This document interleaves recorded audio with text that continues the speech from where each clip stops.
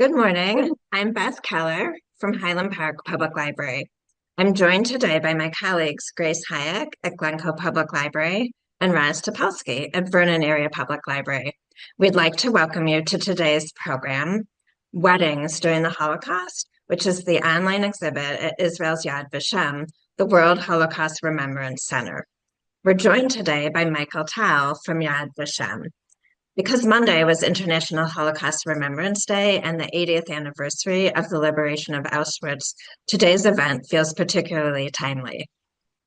I'd like to turn it over to Grace Hayek from Glencoe Public Library to introduce our speaker. Hello, welcome everyone. Our program today is about an exhibit mounted by Yad Vashem, the World Holocaust Remembrance Center.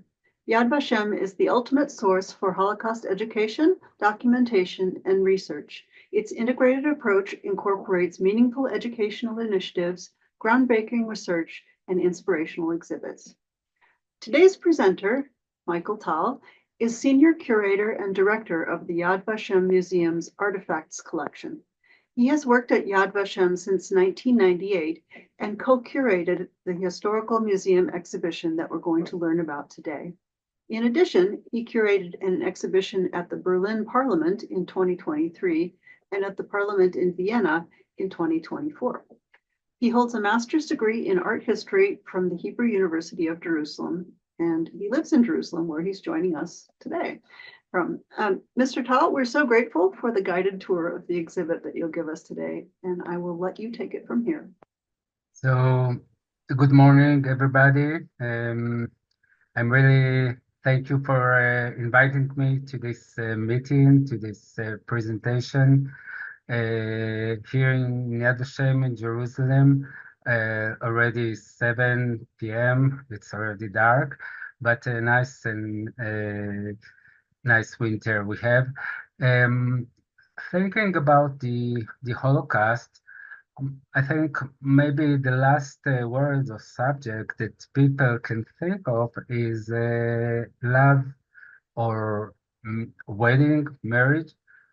But searching in Yad Vashem collections, you find many traces of this subject, of people who try to have this relation, to have this bonding with others, even in this awful time, maybe one of the worst things that happened for sure in the 20th century, but even more than that.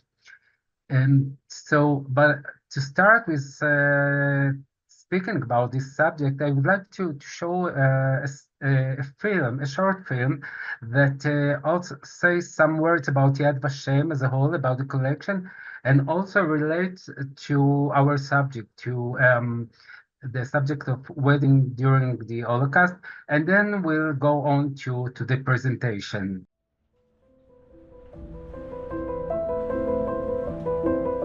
The artifacts that remain will tell our story. Ruth and Meir Kalka were born in Poland and married in January 1941 in the Częstochowa ghetto. The Germans sent them to work in the nearby Haysack factory, and in this way, they evaded the deportations to the extermination camps. Ruth had a metal-covered diary in which she inscribed her thoughts and documented the hardships she endured during the Holocaust. We parted from my parents, my mother and father-in-law, and from the entire family, never suspecting that it would be forever. Even now I can hear the words of my beloved Mamushi. Will we see each other again? Ruth and Meir's families were deported to the camps and murdered. Everyone I loved was deported, and the world still turns. The sun shines like it always did, and I am still alive. Lord, please shield me from reality, because otherwise I will go insane. Ruth and Meir decided to escape from the ghetto. For 2 years, they moved from one hiding place to another, in perpetual danger of being discovered by the Germans and the local farmers. At any given moment, Ruth and Meir were only one step away from death, but Ruth did not capitulate and held on to her little diary, documenting everything. We fled to the forest. We thought that we could wait out the war there, but it was not to be. Someone betrayed us, and we were discovered by the Germans, but miraculously we survived. The sound of gunshots and army boots reverberated all night long. We are all trembling. In the morning, we hear the news that it is our own army marching through the old village. We are crying with joy to have reached this moment alive. I am no longer afraid. At last, I am free like everyone else. Ruth and Meir left Poland, and after many trials and tribulations, they immigrated to Israel in 1949. They had 2 children, Hadassah and Yaakov, and they built their home in the state of Israel. Ruth's diary is one of the thousands of artifacts and millions of documents safeguarded for eternity here at Yad Vashem. Each and every item holds within it an entire life. Each and every item tells our story, the story of the Jewish people.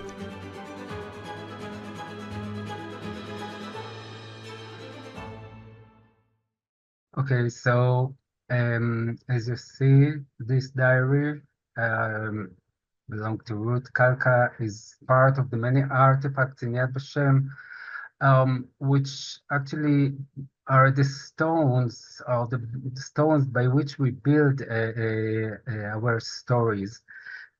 And yes, continuing my start speak, there is a question: is it possible to fall in love even in Auschwitz? And this is a story, the love ring between Greta First and Harry Knopf, one of the many rings in our collections. Greta First was deported from Slovenia with the many Jews who were deported from Hungary on 1944.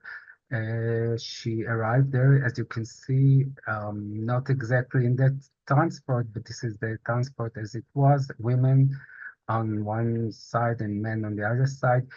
Usually when we get and start to search artifacts and documents, we try also to understand and to see what happened to the survivors or to the people there. Try to read or to watch their testimony. I just want to read you from Greta's testimony just prior to arriving on Auschwitz. And she says, or she wrote, a tall, intelligent, and beautiful man dressed in a long leather coat that reached to the ground stood in front of us. He started the selection and said, left, right, left, right. None of us knew what it meant. He also told the woman, who was much older than me, oh, if you are tired to go to the right, there are trucks there, and you don't have to walk. Yes, it was very, very nice.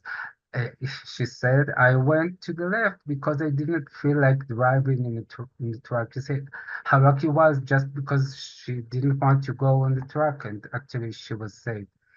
Anyhow, Greta was sent to work construction in Auschwitz. It was very hard work. And then one day when they were standing, just intent to go to work, the couple came and asked, who knows German, who knows to read and write Germans?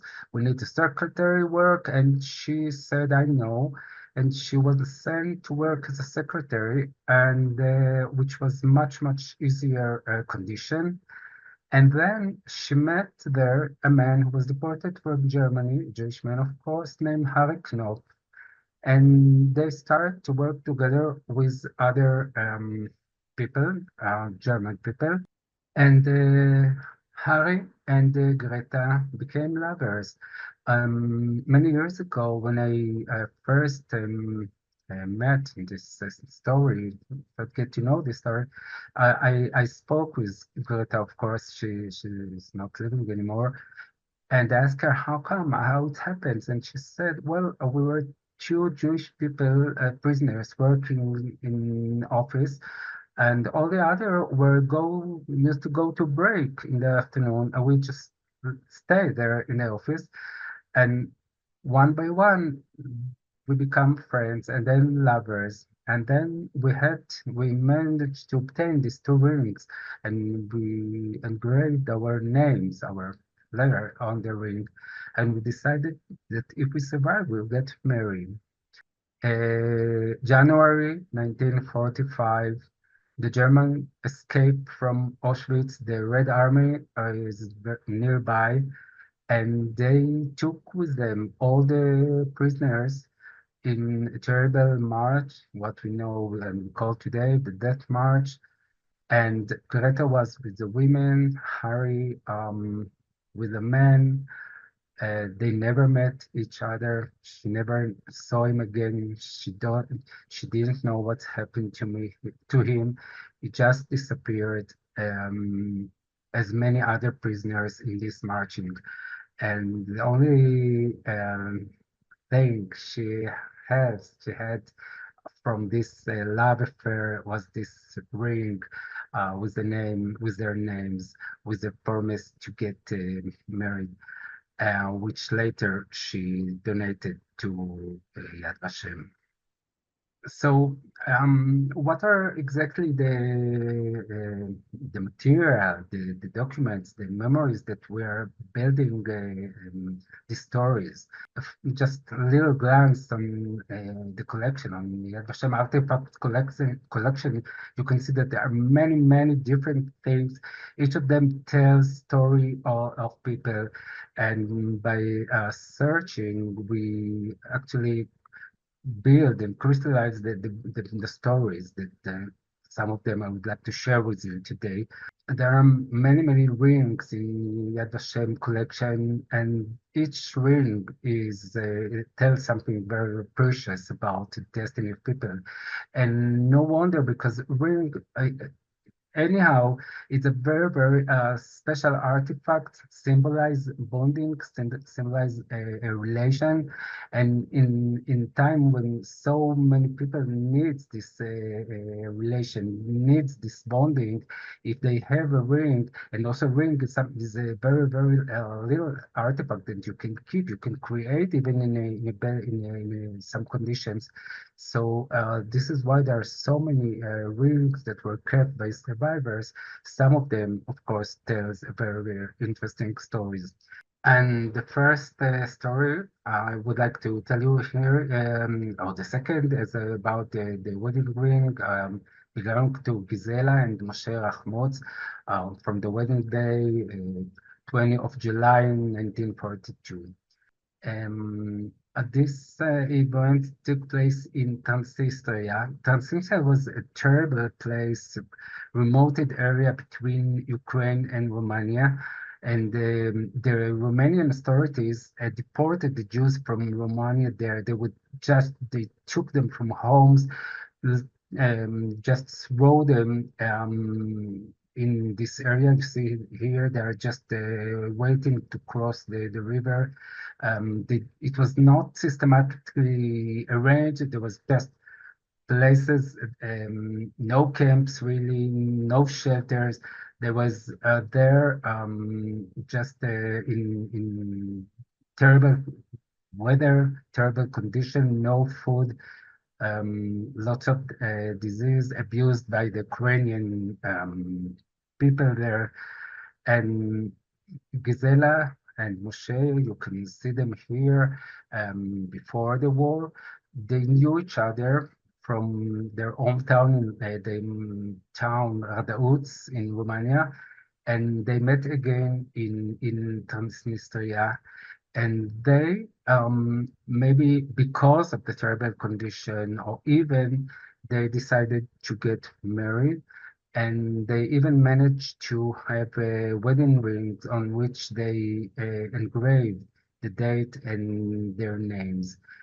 They have actually, they were quite lucky because Moshe was a physician, he was a doctor, and he treated the Ukrainian people and, of course, the Jews. And this is how they could obtain some food and even have they rent some homes or one house there. They could live there quite better condition than the others and even managed to survive, while many of the deportees were just died there in Transnistria.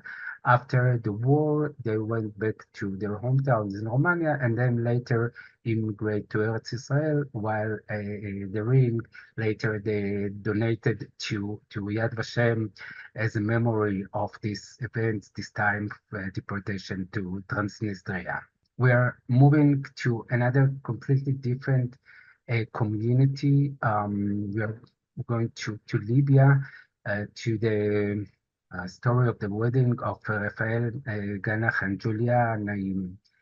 Libya was a country with five different occupations, I can say. First, it was belonged to Italy or Italian colonia, then the British occupied, and then again the Italian and British was hand to hand.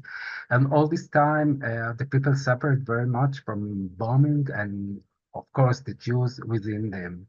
The Naim family were living in Benghazi, and Vittorio, the father, was a very rich merchant. He has a very big shop, textile shop, in the market of Benghazi. The family owned a very big house near the beach near the beach, and another a big house.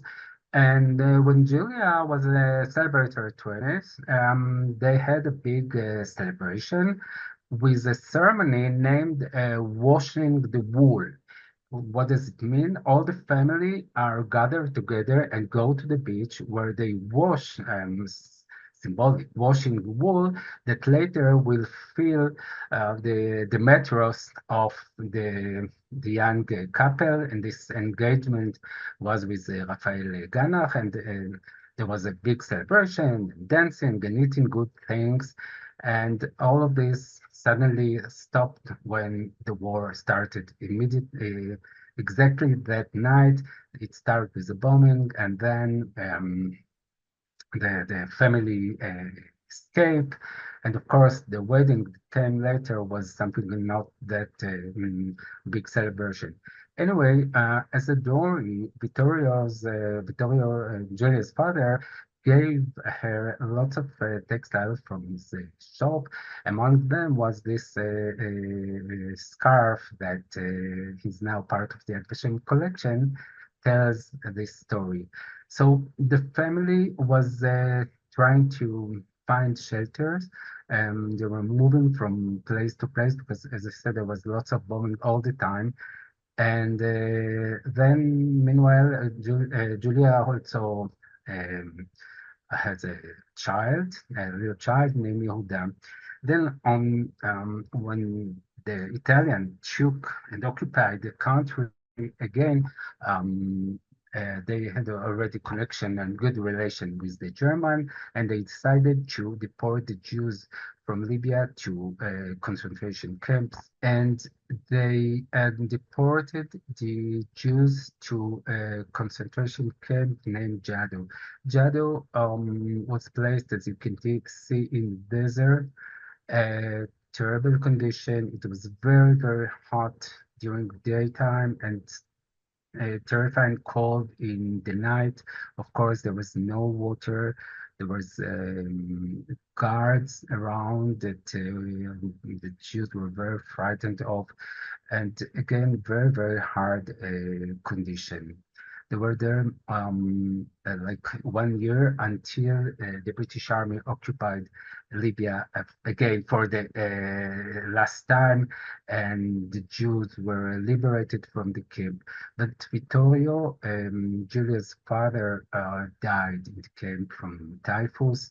And when the family went back to Benghazi after this time, they found that their houses were completely destroyed.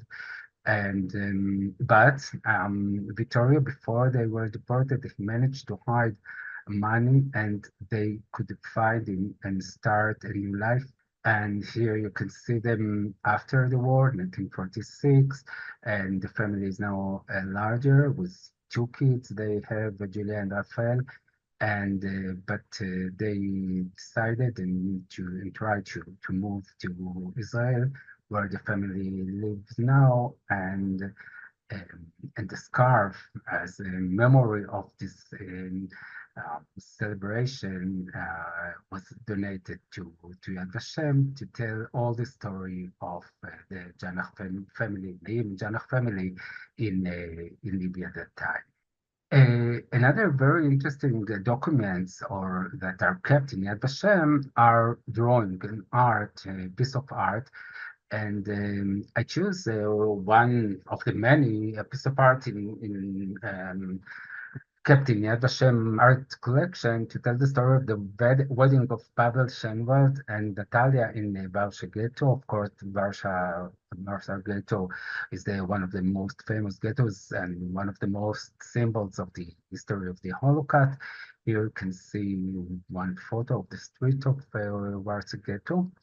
Uh, Pavel Shenwald was arrested with his family. He was a young man in the Warsaw ghetto, and later he managed to escape from the ghetto with the false documents. And uh, eventually, after a long journey, he joined the partisans of the Bielski family in the wood of Naliboke. If you remember, there was a very great film named Defiance with Daniel Craig as Tuvia Bielski, and this is the camp where he was until the end of the war. Later, he managed to immigrate to Eretz Israel, where he married and have children and grandchildren. And many years after the war, he started to depict his destiny during the war until in 200 different drawings. All things happens to him from the time he was arrested until liberation. And three of the 200 drawings tell an event, the story of him when he married Natalia in Warsaw Ghetto. The first of these three drawings tells something very important to understand actually why this couple married actually. Uh, you can see here on the left a deportation, and in the Hebrew inscription, Pavel speaks about what is depicted in the scene. He says, or he wrote, the deportation begins when my certificates and it is essential worker for the Germans was shown to the Jewish policeman, and the Jewish policeman insists that it is not valid anymore, and only the intervention of the German saved him from deportation. Now, this is very important to understand. When the deportation started in the Warsaw Ghetto, and even in other ghettos and camps, those who have a sort of a certificate or any documentation that they are working for the German were saved at least for a few time from deportation. Not only them, those who were married, their wife were saved also. They were saved too from deportation. And this is actually why he decided to get married. So in the second depiction, and you can see on the left, he wrote like this. In order to get to the rabbi's house, to have a chuppah, you have to cross the streets where the chance for deportees is taking place. First, the bride's parents run, and then we. So you can see on the left drawing. On the left, you can see a group of people who were already caught by the Jewish policemen, and they are now will take probably they will take them to the place place where the deportation is going to be. And you can see other people are running in the streets to escape from the policemen. And then we see, as he told us, the um, parents of the bride inside the house and the young couple running in. And the third drawing of this story, he wrote, again, I have an essential worker certificate. The parents of my fellow woman want us to get married and thus have the right to remain in the ghetto. On the street, everyone flees from Jewish policemen who organize deportation group. Went to the rabbi, the chuppah was made, and we got the ketubah. Now you can see, of course, that everybody has a armband on his sleeves. This is the bands that the Jewish people in the ghetto had to attach to their clothes. And as although, of course, they were friends, sort of friends, Natalia and Pavel, you can see that the main reason for this wedding was something very, very necessary, just that and Natalia won't be deported to the camp. After the wedding, the young couple lived like 3 weeks in the ghetto, trying to escape from the Jewish policemen, although they have this document. And then Pavel got a false documents, and he went out from the ghetto, tried to work outside. When he came back after some times, he realized that Natalia disappeared. She was deported. No one knew what happened to her. And then, as I told you before, he escaped from the ghetto. He joined the partisan and later came to Israel. Many, many years after he was living in Israel, he met Natalia in Israel. And she was living in Israel all the years, and they didn't know about each other. Suddenly they met and they renewed their relations, but they were quite old, and Natalia passed away and not much time after they met again. Another document that tells the story of very exciting story of a young couple who wanted to get married in the ghetto is this small, very, very small photo of Annie Levy. It took place in Theresienstadt ghetto, which was very famous for this trying the Germans to show the world that actually the Jews are living in very good places, and all the rumors about terrible condition about death camps are just lies. They have a good life in the Redestadt. The Red Cross came there. They believed everything that the German show them and tell them.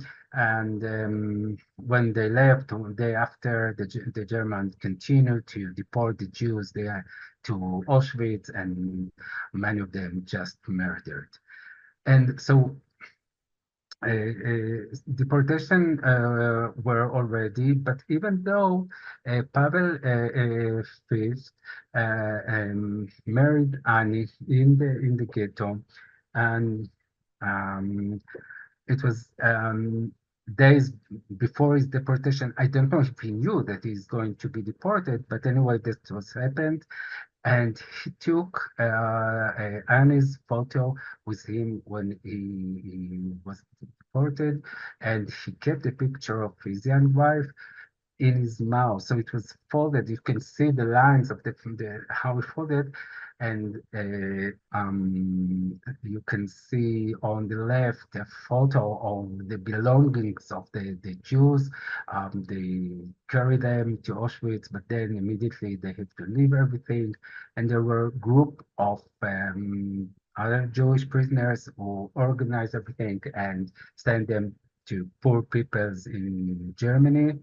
Anyway, this is what Pavel Fisk uh, testimony many years later speaking about this photo.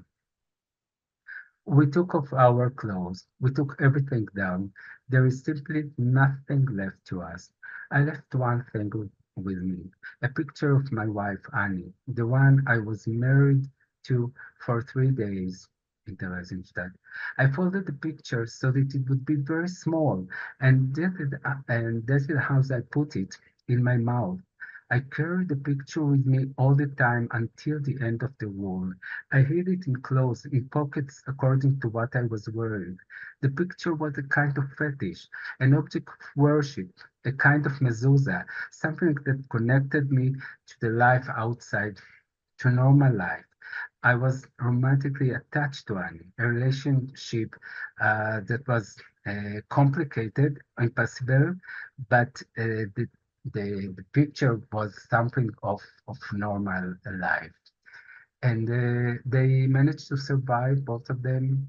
I can say that things like that, as he says himself, are something that holds prisoners during the war, as he said himself, as a mezuzah, as an amulet. And they both survived, married, and Yad Vashem got this very as tiny small photo. You see him now large, from Annie's children. So I started this presentation with a story about a ring that was created in Auschwitz, and the last story of many, of course, but the last today will be another story of ring in Auschwitz, a ring that Miriam Littman received in Auschwitz from Leon Libak. Miriam was born in a small town in Poland, and when the Germans started to deport people from her hometown, she escaped, running from place to place, looking for shelter. And one day she met in one of the places a man from her hometown named Leon Libak. They were talking sometimes, and then each of them went to another way. And after some time, Miriam was called and she was deported. She was to Auschwitz. When she arrived to Auschwitz, she met Leon Libak. Here on the left photo, you can see women in Auschwitz after shaving their hair and receiving prisoners' dresses. Miriam is not on this photo, of course, because we have photos almost only from the Auschwitz album, which is separate transport.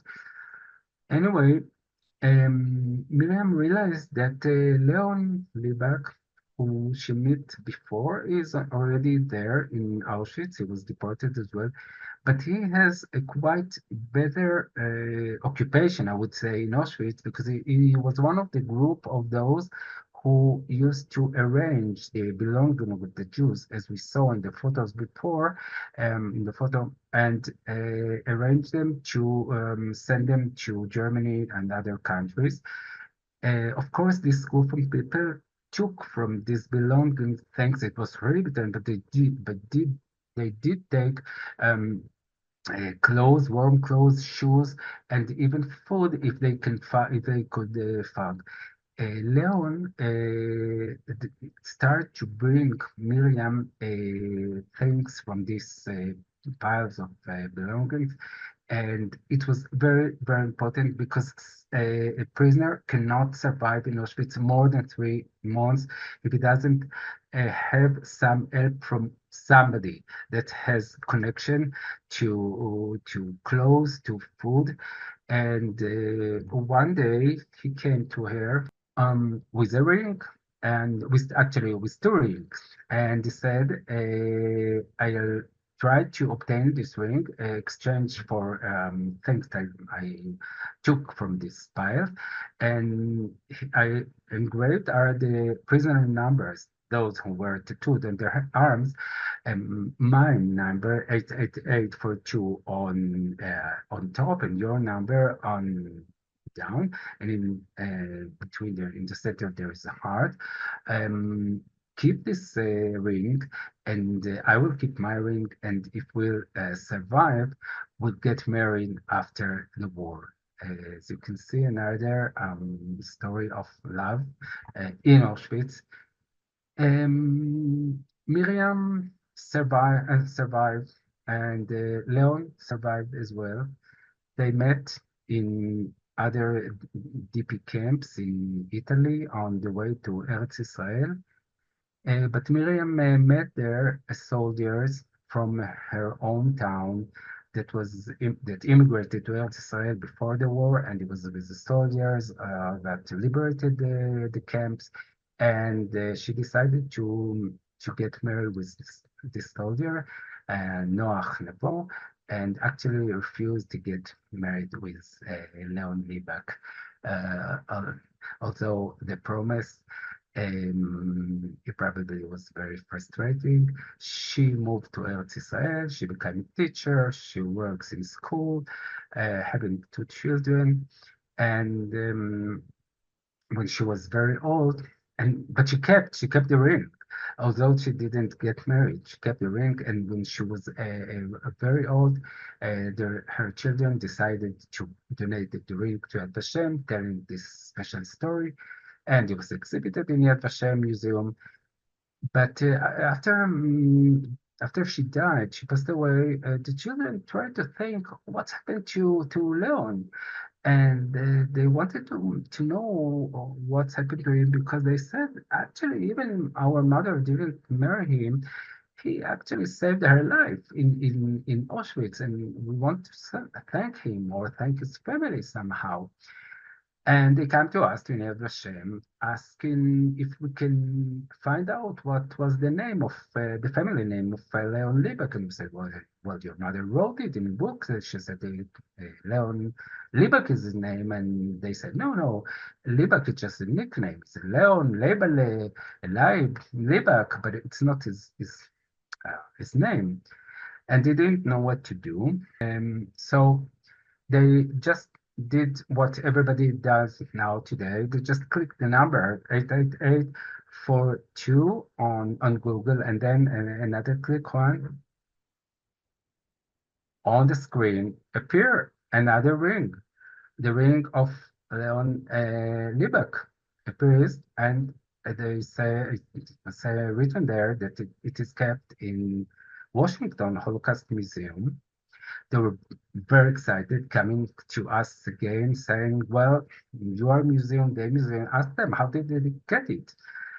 We did it, but there was no really special answer. I mean, they got it from a man who found it in his father's after he died. There was no relation to the story of Leon Liebach. So they asked us again to help them. And then our researcher made a great research in the documents of the Red Cross archive. It is not a it's not Google search. It is very, very complicated search, but after a long and deep research, you can see the document from Harrison. You can see the number 88842 belong to a prisoner named Leib Kreitberg. So at least the family could know what was the name of the man that gave their mother the ring, and actually helped her to survive. The journey to find what's happened to Leib Kreuzberg and his family was not easy too, but eventually they realized that he immigrated to Canada. He died already this year, but they managed to find his daughter, who didn't know anything about this story, didn't know anything about the ring. She was very excited. She even came to Israel, and eventually she even gave us and the family a photo of her father after the war. So the frame or the picture of this story was now completed. Many years ago, no, 8, I think, years ago, a group of uh, museum staff in Spain decided to create an exhibition about Auschwitz. The name of the exhibition is Auschwitz, not far away, not long time ago. And this exhibition presents the story of Auschwitz and it runs in different places in the world. It was also in New York, in Los Angeles, and now it is just months ago. It was open in Toronto. From the first place, from the first it started, the first exhibition was in Madrid. The group wanted to exhibit the story of the two rings in the exhibition, and there was little difficulties, but I'm very happy to say that since last month, the two rings, Miriam's and Leon's, with the old story are exhibited in this exhibition in Toronto. And if you have the chance to go there, I think it will be very, very interesting. So just to summarize our discussion, our presentation, Jewish couples got married throughout the period of the Holocaust in the shadow of anti-Jewish policies, dispossession, hardship, uncertainty, hunger, and the feeling of imminent death. During the war years, weddings took place in occupied countries, in the ghettos, the concentration and labor camps, and in hiding. Even when no one knew what the next day would bring, people felt the need to get married. Some married for love, while others married in order to overcome the loneliness, to share a common destiny, and sometimes in order to save their lives, as we saw in Barsha. The bond between two individuals in difficult circumstances became a source of stability and at times the key to survival. And this is the end of the presentation on which I try to share with you some of the artifacts kept in Yad Vashem and to show how we actually build the stories behind them and telling them to the next generation. I really want to thank you for being with me today. And I'm giving now a few minutes to my colleague Miriam to tell you some information about new project done in Yad Vashem. My name is Miriam Mansander, and I work at the museum division of Yad Vashem as a ready-to-print exhibitions coordinator and marketing coordinator. Ready-to-print exhibition is an innovative concept was created in Yad Vashem when we realized that we can present the collections and the stories to wider, to broaden communities, and we can offer to present these exhibitions in several spaces with bringing the stories of the survivors and the victims of Holocaust and the story without bringing actually the artifacts, but rather to create presentations on the spot, on the site.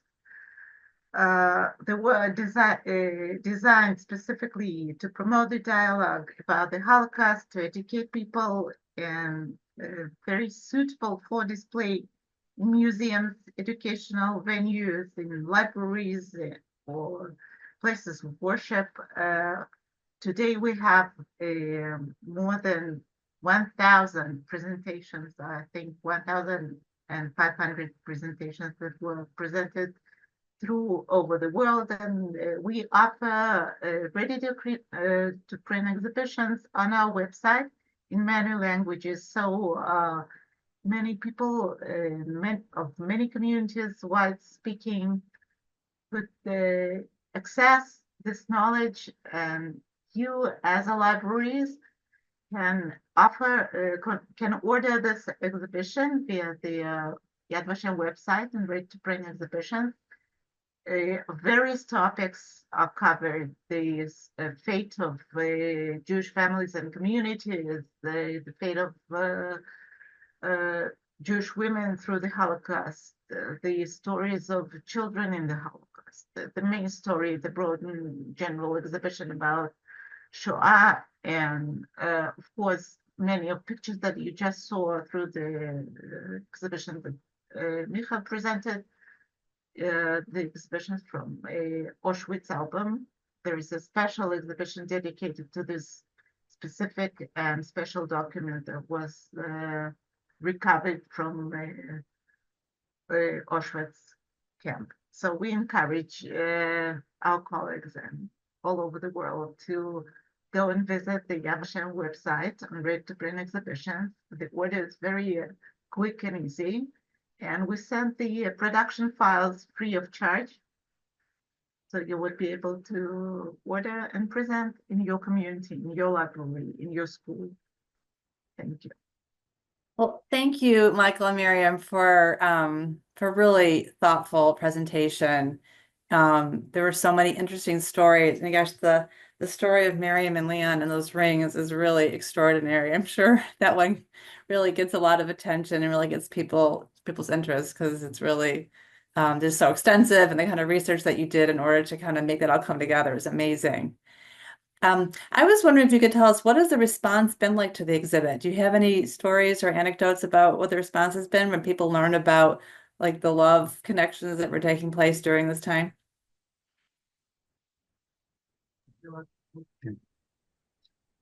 Well, actually, I didn't hear much. Did you hear? We haven't recorded specific.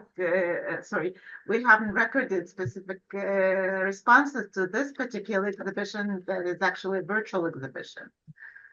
So, but I can say that many visitors, when they come to Yad Vashem, so they are coming to see the collections on spot in the place, and then when I show them some of the stories, and especially about Miriam Ring, before it was taken, people are very, very excited.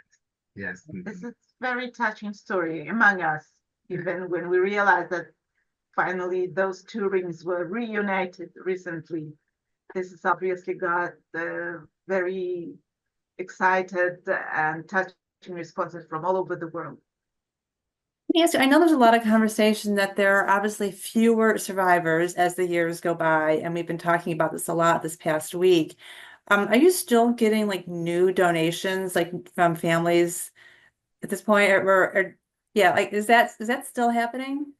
It's amazing. I started to work in Yad Vashem 25 years ago, and when I started to work, I heard this verse: "There are no more, or there are very few survivors, and it's the last time to get an artifact from the survivors." And it's amazing. We're 25 years after, and we still get amazing things. Just recently, we got from a family a very, very special small artifact. It was an arm band of a boy who was murdered, but his father who was working, all the families was murdered. There were 5 children and a woman from a mother from Greece, but the father was sent to work as in this group who organized the belongings of the Jews, and he found this small band of his child Yehuda, who was 5 years old, on his shirt when he was apparently when Sorting out yeah the belongings. so the family, and he kept it through all the time in Auschwitz. After the war, he was the only one to survive from his family, and then he was married again, and he kept it all these years. I don't know exactly even how, in this terrible condition. And the family kept it after he passed away.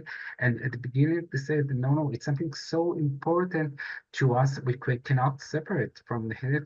And then they said, no, no, it will be yeah, very safe and very special to keep it in Yad Vashem. And and it's amazing artifact, so special. And yeah, we just got it recently, and yet all the time we still get very, very interesting artifacts. That's wonderful.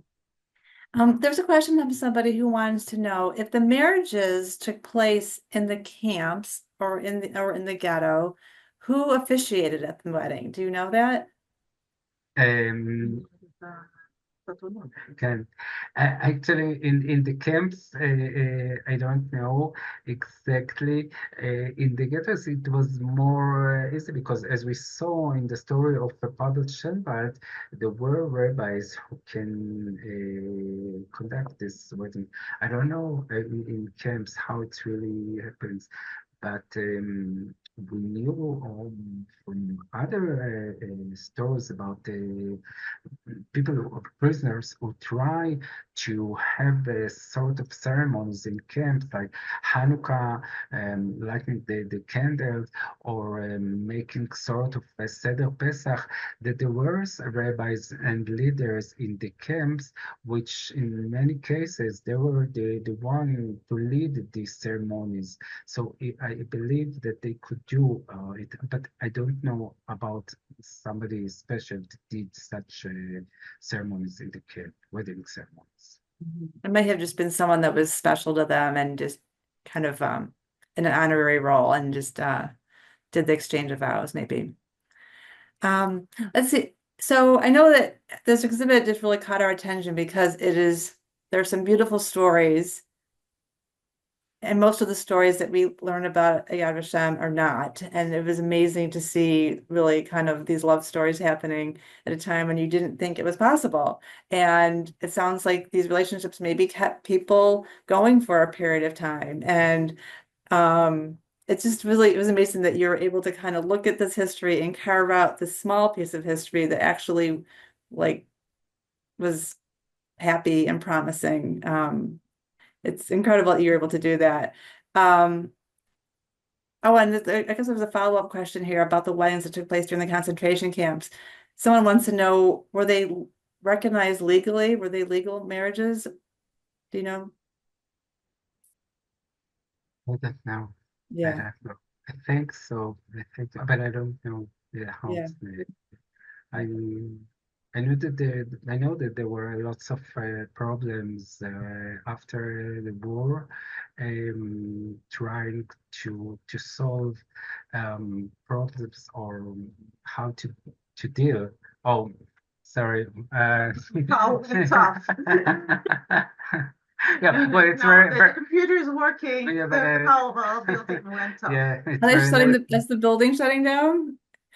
Yeah, it's Yeah, fine. yeah, yeah. We'll find a way We out. can see you, you can see us. Yeah, we'll find a Okay, okay, all right. Oh, that's so funny. yeah. Um, Yeah, yeah, and try to solve problems of people who got married before the war and they survived and they didn't know whether their wife survived as well, but they didn't have proof that their wife were murdered and they want to build a new life. And there was lots of solutions how to solve these problems. I don't, but I know more about the stories of the artifacts than this kind of subjects. I understand. There was a question that someone else wrote. They want to know, did the Germans single out married couples for trying to live normal lives in the camp, or did living as a married couple perhaps help them in any way?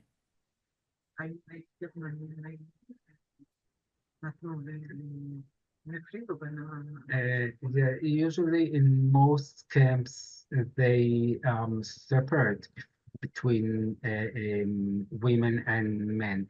Now, there were some camps that they could meet each other through the fence, but they couldn't live together. It was very, very few places where the people really live together, but most cases they just were barracks for men and barracks for women. But we know many stories of couples who tried to help each other. I mean, if the women were in a better condition camp, they would try to give or to smuggle food for their husbands in the other camp, in the camp of the men. So, I just wanted to know, what are some upcoming things happening at Yad Vashem? Like, what's next for the two of you in terms of new exhibits or new or programming? I'm working now on two exhibits, but not online, really real exhibits. Mhm. One I think will be very, very interesting. I collected material related to prisoners who tried to make uh, to make the feast of Hanukkah, Rosh Hashanah, Yom Kippur in the camps and in the ghetto. It's going to be very, very interesting exhibition, I think, because the way the people try to celebrate, sometimes in really risk themselves, try to celebrate the Jewish holidays in the camps and ghetto is something very, very special, very interesting. And this is the exhibition I'm working on now. And except of this, we are making a very big exhibition. You saw in the film that we have a big and new house for all the collection. And we decided to make an exhibition that the first time Yad Vashem will show many, many of the documents and artifacts and piece of art that they were never exhibited to the audience, because we have certain, and we have the Yad Vashem Museum, we have some exhibitions, but there are so many things in our collection, yeah, so many pieces in our collection that were never exhibited, and we decided to make a big, great exhibition, or big exhibition, presenting or exhibit for the first time many of the artifacts in our collections, and as relation to the new whole of the collections, because people cannot see what actually inside. So we want to take it outside, and this is the exhibition we're working on now. That sounds wonderful. And I'm sure people will really be fascinated. The whole subject of trying to maintain the holidays and some normalcy is really an interesting subject. I imagine that'll be very interested. You'll get a lot of interest to that, I would imagine. You are very welcome to visit. I would love to. I've been there once many years ago, so I would love to return. Well, Michael and Miriam, we just want to thank you so much for your time. I know it's getting late in Jerusalem right now, and we just really appreciate your sticking with us, throughout this whole thing. It's been a pleasure to hear from both of you. Yeah, And we want to thank you as well for being with us this important, very important week when we mark this event, this International Holocaust Remembrance Day. And yes, thank you very much. Goodbye and have a good day.